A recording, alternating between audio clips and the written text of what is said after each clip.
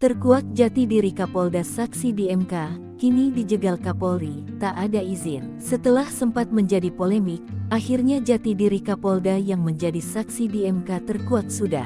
Kapolri Jenderal Listio Sigit Prabowo tak memberi izin.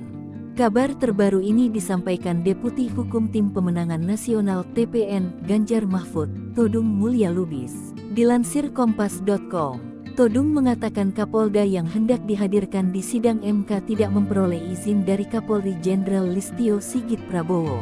Yang pasti saya kecewa adalah Kapolri melarang Kapolda menjadi saksi, kata Todung di Posko Tuku Umar, Jakarta, Rabu tanggal 20 Maret tahun 2024. Namun demikian, Todung tetap merahasiakan nama Kapolda yang rencananya dihadirkan ke sidang MK tersebut. Sebelumnya, Kapolri Listio Sigit mengaku tidak mempermasalahkan Kapolda jadi saksi di MK. Namun, Listio Sigit juga tidak secara lugas menyatakan akan memberi izin karena dia tidak tahu siapa Kapolda yang dimaksud.